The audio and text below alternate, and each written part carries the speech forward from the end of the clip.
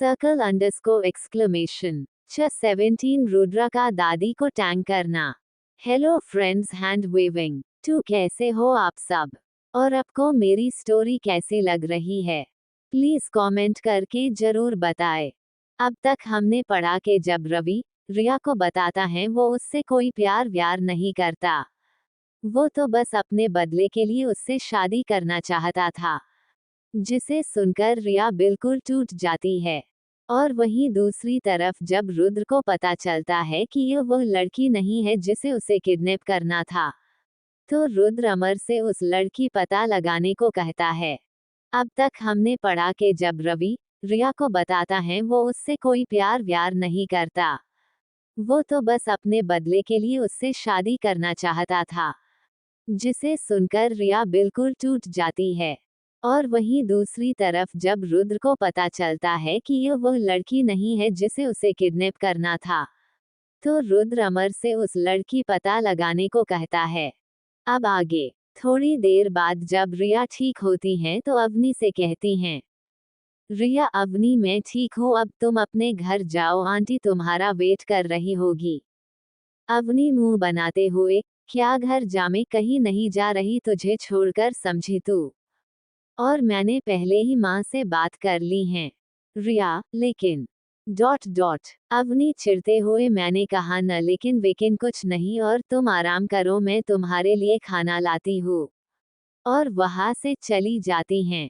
रिया अब उठती हैं और खुद को आईने में देखती हैं। रिया, हे भोलेनाथ, आखिर कौन सा खेल खेल रहे हैं आप मेरी जिंदगी के साथ, और मैंने किसी का क्या बिगाड़ा है जो मुझे इतनी बड़ी सजा मिली है।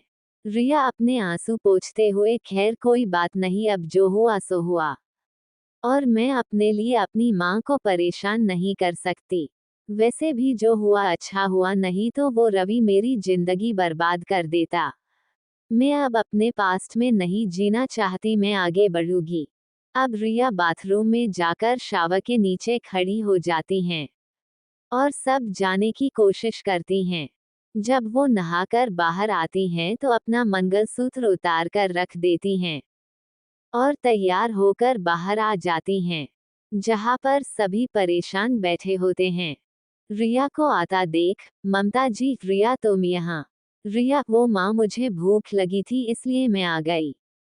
ममता जी आओ बैठो, मैं तुम्हारे लिए खाना लाती हूँ। सूरज भान बेटा, मुझे माफ कर, ये सब मेरी वजह से हुआ है तुम्हारे साथ। रिया, नहीं मामा जी, आप माफी मत मांगिए, इसमें आपकी कोई भी गलती नहीं है। वैसे अच्छा हुआ जो मेरी शादी उस रवि से नहीं हुई। सुमन सोचते हुए, आपका मतलब क्या है दीदी? रिया अब उन्हें रवि के बारे में सब कुछ बता देती हैं जो रवि ने उससे बोला था, जिसे सुन सब हैरान थे। सुमन रवि को कोसते हुए, अच्छा हुआ दीदी जो आपकी शादी उस कमीने से नहीं हुई। रिया की मामी, आई एम सॉरी बेटा, ये सब कुछ मेरी वजह से हुआ है, मैंने ही दीदी से शादी के लिए कहा था। रिया, कोई बात नहीं मामी जी, इसमें आपकी कोई गलती नहीं है। वैसे मुझे आप सब से एक बात करनी थी। सूरज भान, बोलो रिया, क्या बात है? रिया, वो मैं वापस मुंबई जाना चाहती हूँ और अपनी स्टडी कंप्लीट करना चाहती हूँ। सूरज भान सोचते हुए, ठीक है तुम जा सकती हो। रिया, मुझे कल ही मुंबई के लिए निकलना है। ममता जी जो किचन से बाहर की तरफ आ रही थी वो बोलती हैं, लेकिन इतनी जल्दी क्या है रिया? कुछ दिनों बाद चले जाना। जिस पर रिया उन्हें समझाते हुए बोलती है, लेकिन माँ मेरा जाना जरूरी है।